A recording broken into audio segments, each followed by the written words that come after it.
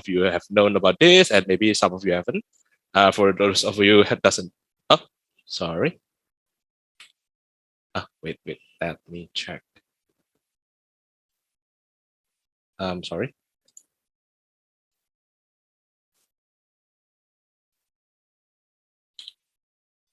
How about this one? Yep, good. All right. Okay. Does anyone knows about this? Yeah, maybe some of you know about this, and maybe some of you don't. For those of you who doesn't know about this is one of the manga that's rightly published in here from Japan. To destroy all humankind, as Kenny has said. Yeah, it's kind of similar to the text of one card that we must have known. Most of us have known, Wrath of God. Instead of the creatures, it become humankind, and we can see here they are playing. Of course, it's all manga about magic, so of course they're playing magic. Yes. Does anyone feel this image similar to us? Playing, tapping, okay, tapping mana, casting something, casting creatures, spells, and so on. Probably all of us are doing also like this, like tapping and then paying and so on. But actually, is it really that simple? As we have already know, Magic is really complicated game. Probably the most complicated game on the earth right now. And yeah, of course, if it's so complicated, there's no, for us judges, we don't need to take so many tests and learn so much, right? So what's behind this like so simple method? What's behind like tapping mana? And most of us, maybe for new players also, it's just tapping mana and casting something, right? But actually, is it really that simple? Let's see what's all behind it, and we're gonna maybe for us, maybe we're gonna review what are the steps behind of it, and maybe there are what important things are we need to learn from it. Okay, for today's topics, we're gonna discuss 4 things. Why casting and resolving are important, and moving on to the casting spells and resolving spells. And for the last part, we're gonna discuss some pitfalls, or maybe what important things are we need to take attention of to avoid, because some of the pitfalls are quite detrimental to us for the game state. Okay, and let's begin first with why. Why is it important? Of course, it's obvious. With no casting, there's no magic game. Yeah, of course, we can play cards, but most of the time we play cards is only playing lands. We need to cast things. There is also the name of the publisher, Wizards of the Coast. We are wizards. With wizards with no casting spells, what is it become? So that's why the casting, we need to learn about the proper casting and more magic. And the second point, why is it important, is because with the more sets incoming, the game is become more complicated. Like right now, the magic sets are more than around 100 sets. If we exclude the older parts, maybe without really taken care of, it's still like 80 sets or 70 sets more. 70 sets. That's so complicated. If we don't really have a basic strong fundamental of it. And the third point, why is it important, is with proper steps, there are some benefits of it. Let's say we are playing a blue-white artifact deck, and at turn 2, we only have 2 planes and 1 chromatic star on the field. It's if we don't know the proper steps of casting and casting spells, we look at the state and say it's impossible to cast Emery, right? But however, if we know the proper steps of it, actually it's possible. We're gonna discuss it later in the example. And by the way, for the questions and for the Q&A, it's gonna be at the end of the presentation. So if you have any questions, please you can put it in the chat, and maybe at the end we're gonna discuss it. Okay, moving on. All right, so we're gonna move to the casting part.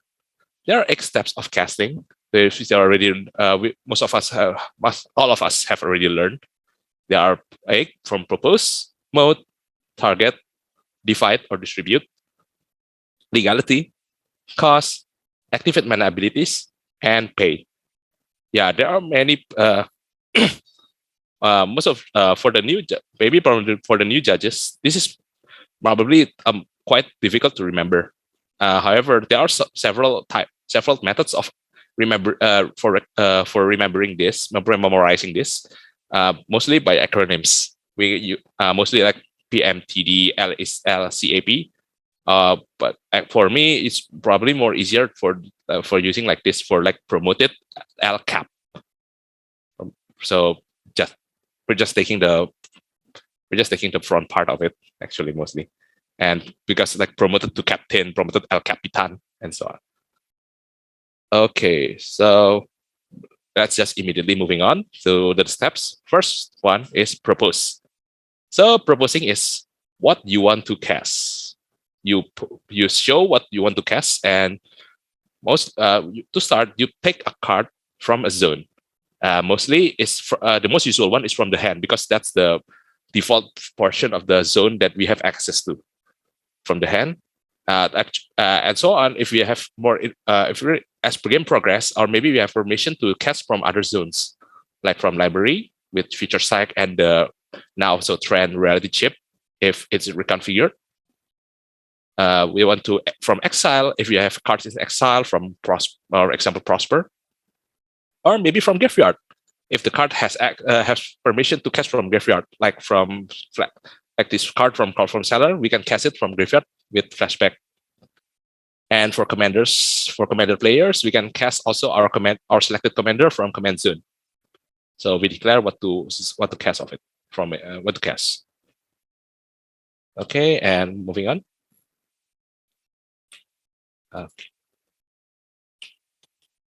Okay, and for the propose, there are also some face down cards.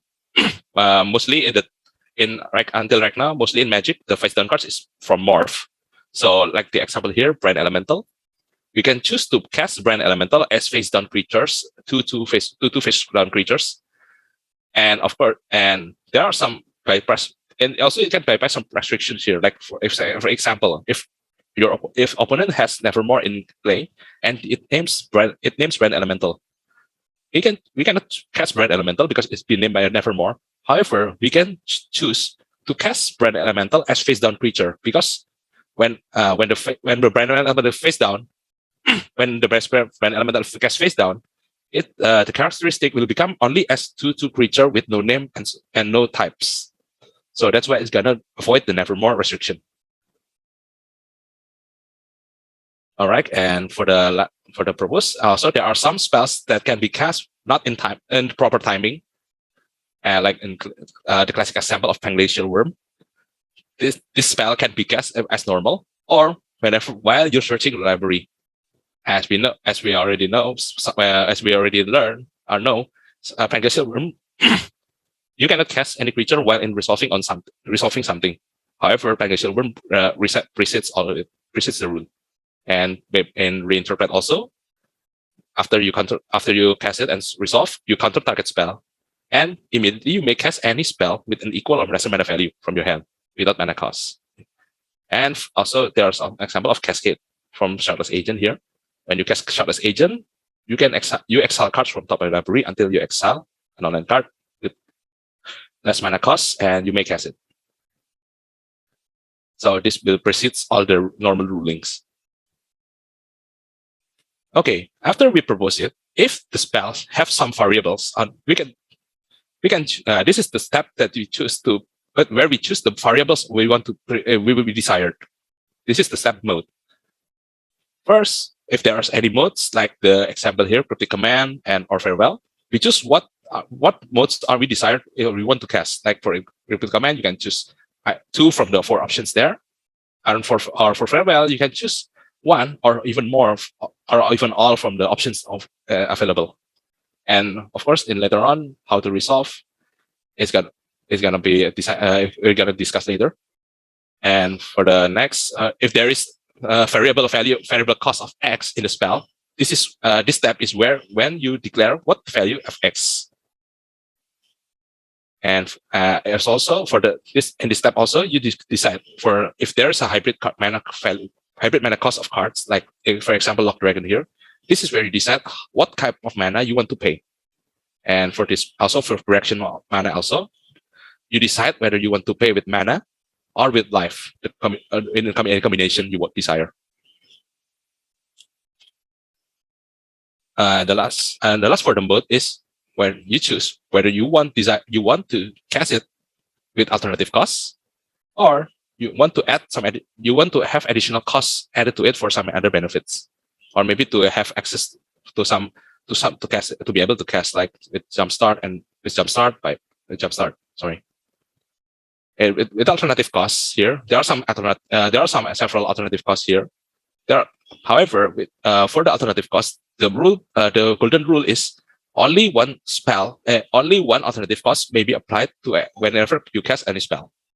So wherever there is a lot of there, or maybe one card may consist of two alternative costs, or maybe you have access to any. You have access to to play a card with any alternative costs. You only able to choose one. Moving on, after we declare all the each variable and we choose the modes, now it's time for distribute. If there is anything to distribute, I'm sorry. Sorry, there's number 3.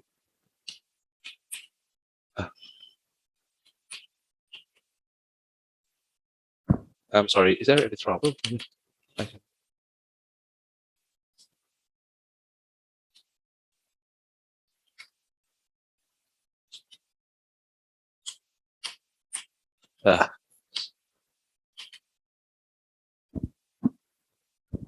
I'm sorry. There is a step 3. This is the targets. Probably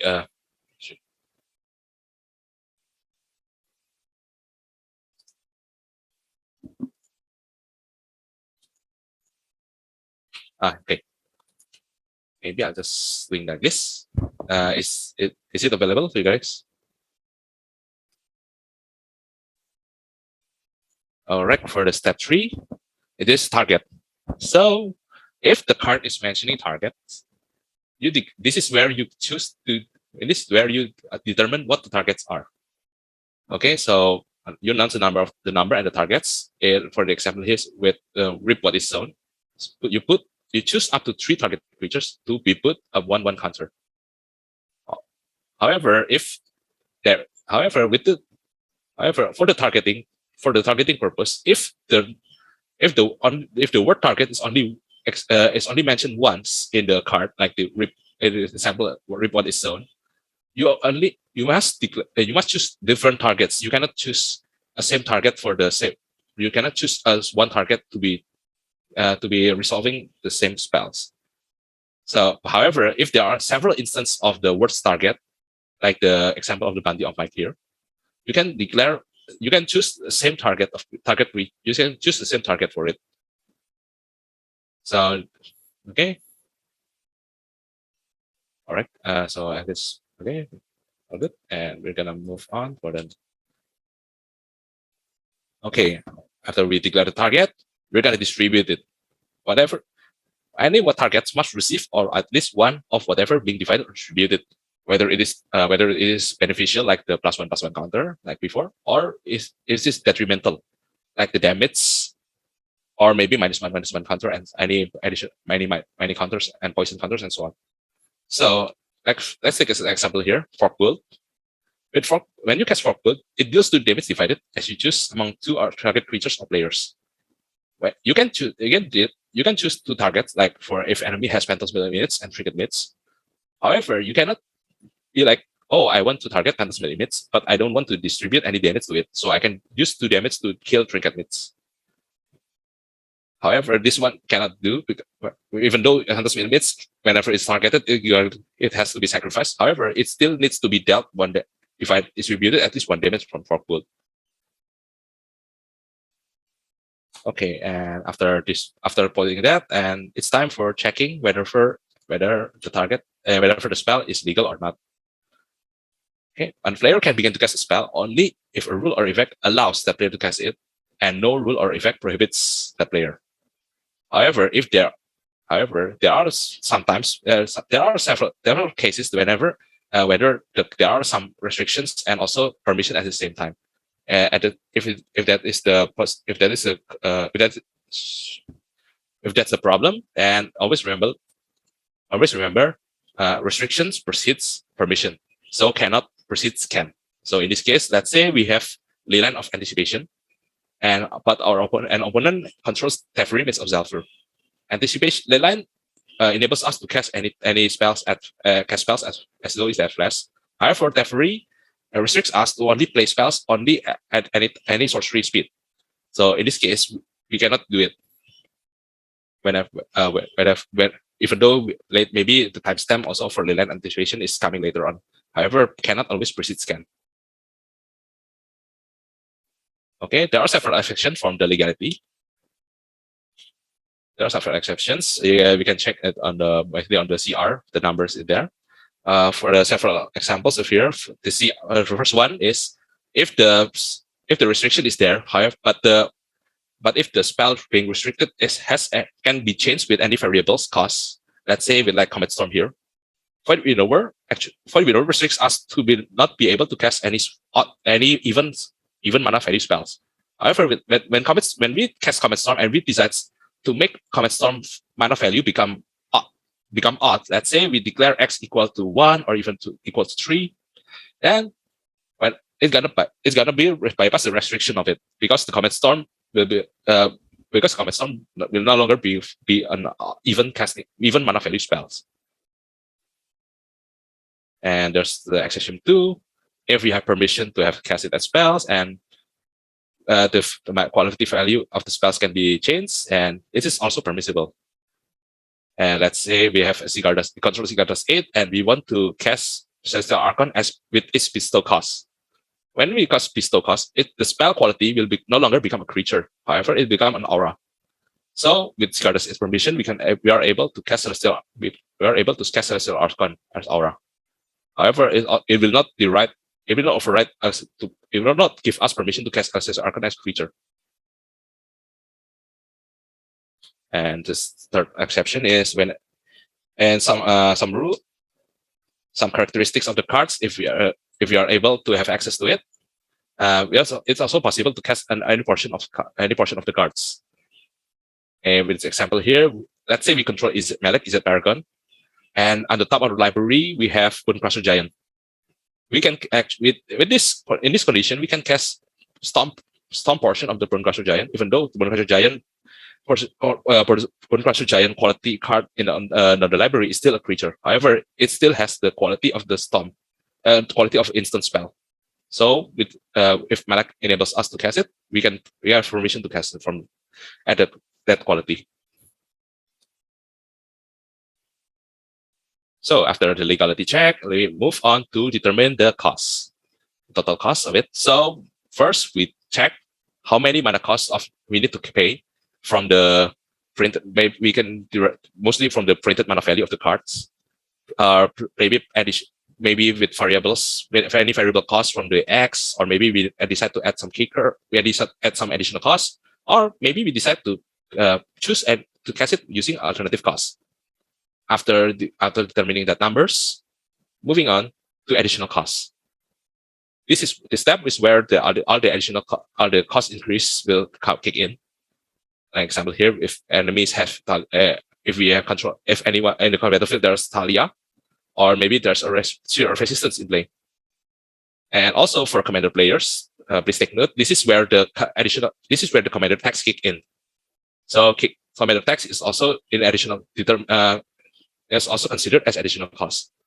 And after the additional cost comes in the cost reduction. So any cost reduction you can apply will apply here. And after all the total comes the final boss of the cost determinator, the Holy Trinity Sphere.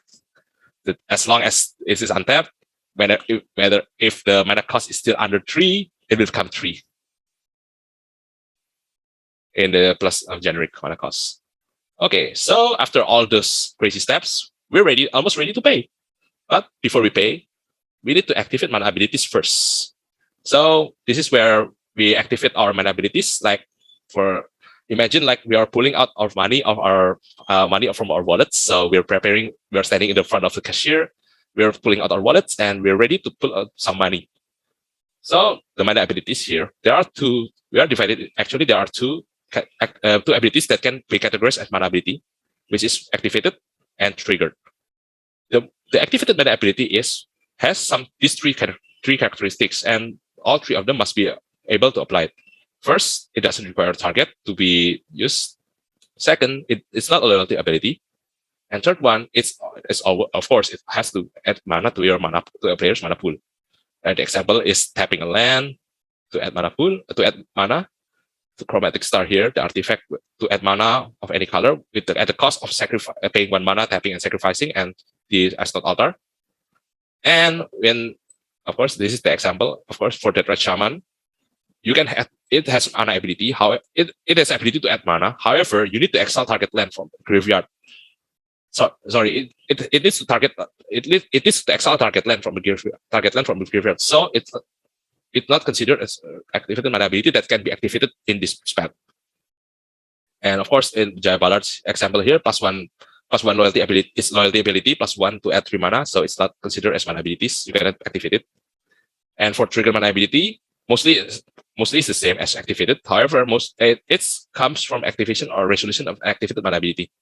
For example, here Scouted of Power, when it will give you a mana of the chosen color, or Utopia Sprawl. Whenever you tap an enchanted forest with it, you can get 1 additional mana of any color. And we are ready to pay. Or to pay, it's time to pay any additional costs that may occur in the spell. Like for example, here is Deadly Dispute. In addition to paying mana costs, you need to sacrifice an artifact or creature. This is where you need to pay now. And there are several payment methods here that can be accessed to. There are some examples like Improvise, Convoke, and Delve. When we are paying, the payment order is always caster's choice. This is a classic example, from our level 1 module actually. If you control Omnath and you store 2 green mana, it makes Omnath become a 3/3. And with 3/3 Omnath, you cast Life Legacy in order to draw cards. If you pay the manas first and then sacrifice the Omnath will track that the mana is gone, and it will lose the +1/+1 as mana. It will become 1/1. So when it can sacrifice the Life Legacy will see it's only one power creature, and so you will only draw 1. However, you are able to sacrifice Omnath first and then space the mana later. So if you do this, the Life Legacy will see, the sacrifice creature is 3 power creature, so you will get able to draw 3. Okay, and after all this, we play on the stack. Of course, we hope the spell will resolve. So what's the order to having a resolving spell? So first, we declare all the steps to casting. The spell is get on top of the stack, and we need all players to decide to pass priority. And if all players decide to pass priority, it will resolve, and it will become a permanent. It will put into battlefield if it's a permanent spell, or if it is an instant or sorceries, it will do its effects. And if there are players not deciding to pass priority, we will return to the beginning of the casting spells again and do whatever it is we discussed for this past 20 minutes, and so on until the diagram is becoming like this, until decide the pass priority and will resolve until the stack will become empty. Okay, for resolving spells, mostly we're gonna talk about the effects here, because the permanence is gonna enter the battlefield and it's done. And if there are abilities, it will trigger. However, for resolving spells, there are several points that we need to take care of. We need to take attention of. If it mentions targets, check if the targets are still legal. If one from the many targets are becoming illegal, do as much as possible. However, if all the targets become illegal, it immediately goes into graveyard without resolving anything. So, and also whenever we resolve spells, resolve it from the top, from bottom text without any changing orders to it. So let's say we have two examples here: electrolyze and orders. For electrolyze, you deal, if it's resolved, you deal damage as much as possible, as much as possible, whether the targets are still illegal or not. And if it's still okay, you draw a card. And for Jana's orders, you search up to created cards and reveal, put one and the other in the graveyard and shuffle. However, if you for Jana's orders here, if it's mentioned up to 2. So let's say you decide to find one and you reveal them. After that, what will happen? The cards will definitely have to put into your hand and will not be able to be put in the library because the text says you need to put one first. Okay, and the third part and the point, when if there are multiple objects being targeted, it will get simultaneously resolved. If cannot, it will resolve individually, following the attempt order to determine the order of the actions. The examples here is blatantly free and fire eruption. For blatantly free, you declare the targets of the permanents you want to gain control of, and after when the blatantly free is resolved, you will gain control of the targets simultaneously without giving any chance to once getting priority to come first and so on. It will simultaneously comes into your control immediately. And for source fire eruption, you choose any number of targets as mentioned in the text box. And for each of them, you will exile the top card of your library. For this portion, you cannot immediately reveal as many cards as possible. As many cards as the number of targets. Actually, you need to resolve it one by one for each target. And of course, we already talked about the casting and resolving. So, what are the possible pitfalls, possible danger that might occur from these points? Number one, of course, it's still what we have already discussed before: the legality check when casting and resolving, because when the target is still legal when casted, it will not be staying legal. Also, it won't always be casting stay legal when resolved. So let's say we try to actualize Mother of Runes. We try to actualize Mother of Runes, and Mother of Runes, let's say, become protected from the colors. It will not get damage of it. But however, if the one target is not get protected, it will still try to draw a card from it, because you try to resolve as much as possible if one of the targets is still available. And for the second one, this is the order sequencing. We already have a brief look of at the beginning. Let's say you try to you cast the Emery with Chromatic Star. If you sacrifice the Chromatic Star first to get blue mana, Emery will need to be cast with 3 mana value, because Emery didn't. When you cast the Emery, you didn't see there as artifacts on the battlefield. However, if you choose to propose to cast Emery first, when determining the cost it will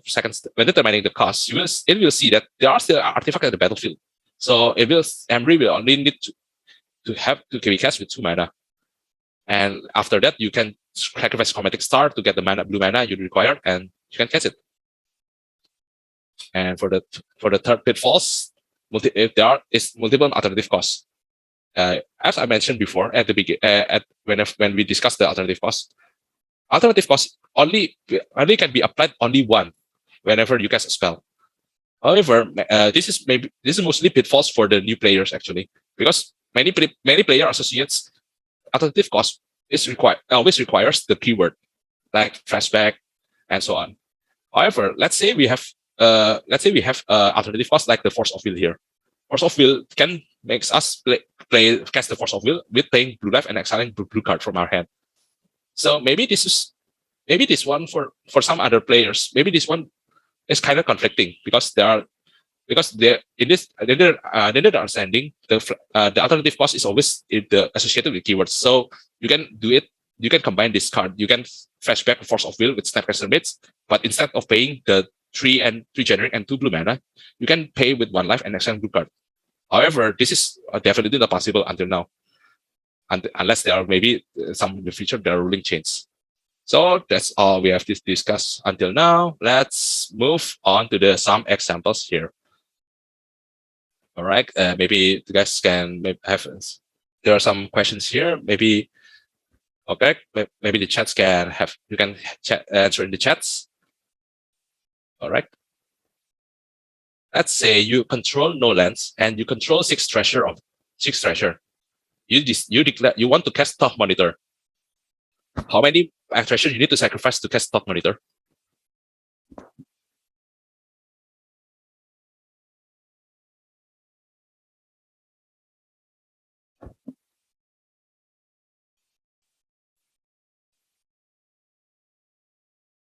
All right, one, Vince, one. All right, that's correct, sirs. Yes, it is when the answer is 1 treasure, because when you determine the cost of Top Monitor, with the affinity will kicks in first, and we will see there are six artifacts on the battlefield. So the Top Monitor cost will only become 1. Yes, actually you can pay more, because Top Monitor affinity you can substitute, you can cut the price. Actually, it's only cut the price. However, you can sacrifice as many as possible. All right, let's moving on to the second example. Oh yeah, our favorite new creature from Kamigawa, Hinata. So let's say you play Hinata in Commander game. You declare you want to kill your 3 opponents at the same time with 20 damage, with Crackle with power. How many mana required?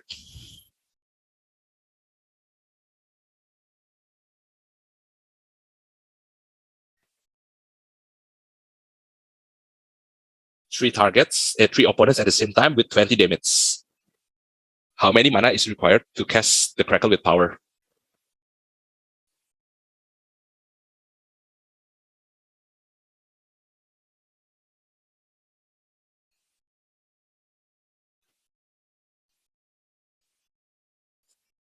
$20 damage for 3 opponents at the same time.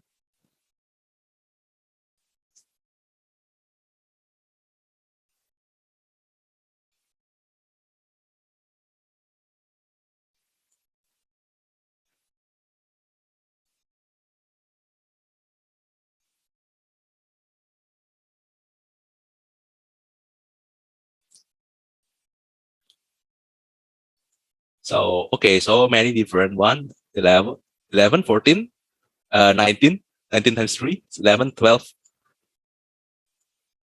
Yeah, don't forget, you want to kill 3 opponents. You want to kill 3 opponents, there are nothing on the battlefield. Only Hinata. There are nothing on the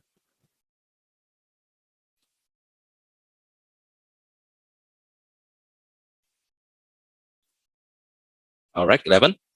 Okay, mostly 11. All right, so yes, it is 9 RR or 11, because the targets are 3. So Hinata only applies 3 minus after the X is determined as 4. So if in order to deal 20 damage, we need 5 times 4. Yes, so indeed it is 9 RR or 11 in total. All right, let's moving on for the third examples here. Okay, you have Yoshimaru as your commander, and you control per medallion. You want to cast Yoshimaru for the second time from the command zone, and your opponent controls Theory Spear. How much mana is required to cast Yoshimaru?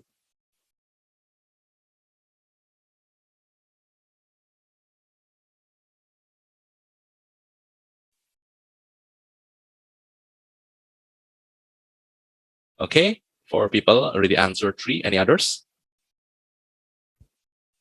5. Michael also 3. Two Michaels answering 3. All right, so yes, it is 3, because Yoshimaru, when it is cast at the second time, it will cast 2 more making it into 3 with additional cost of commander tax, -1 from per medallion, and becomes 1 white. And because of there are Trinity Spirit in play, it will drag the cost of Yuzimaru into 2 white, 2 and white. So it will become in total of 3. Okay, let's moving on for the 4th examples. Okay, this is yes or no question. You control white counter, and you want to cast Court of Calling. Can you sacrifice white counter while also convoking it for Court of Calling?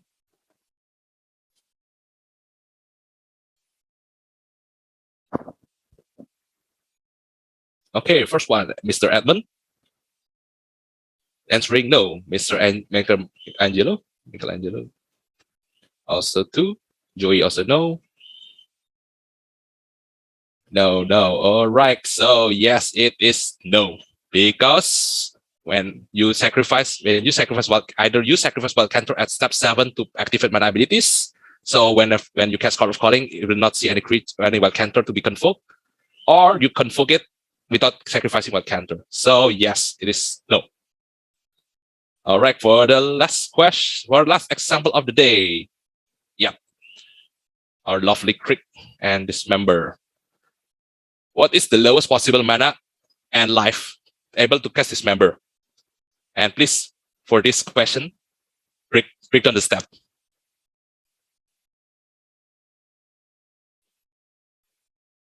Give the proper, please write the breakdown, the steps required to activate it. So the lowest mana possible and the life. How many total lives and the lowest mana possible with the steps.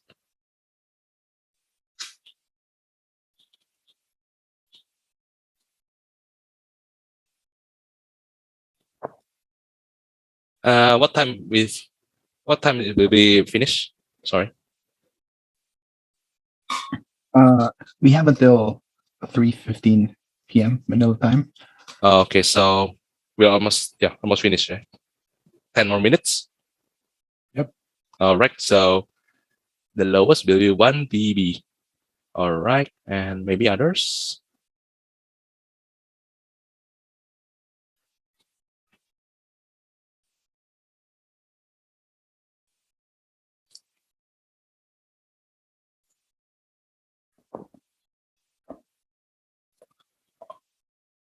The lowest mana possible, okay? The lowest mana. With life.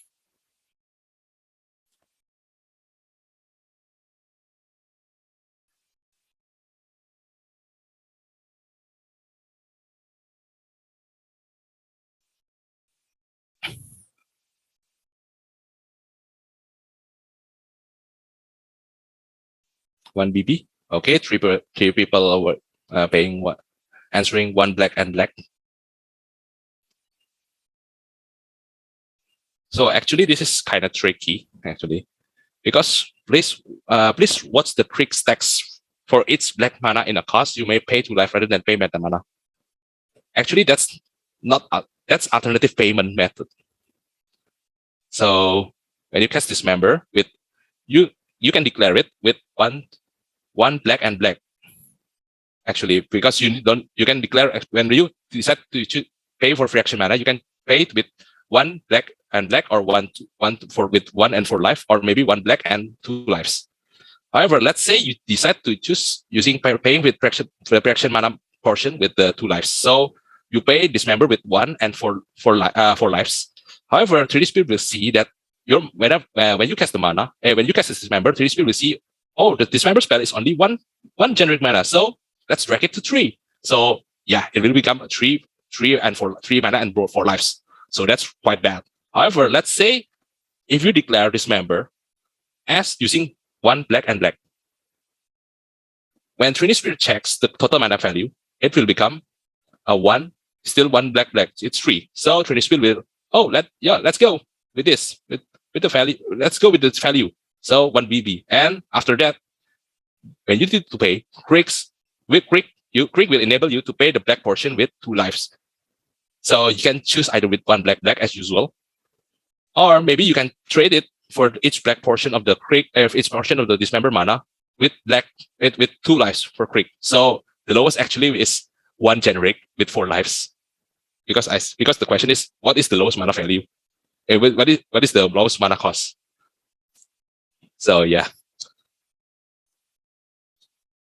So okay, maybe there are the question for this, because yeah, this is quite facts. This is quite problem. This is quite a problem actually. And so maybe there are any other questions, and actually we're finished. Maybe other questions. Question at the beginning. I recall there's from Daniel.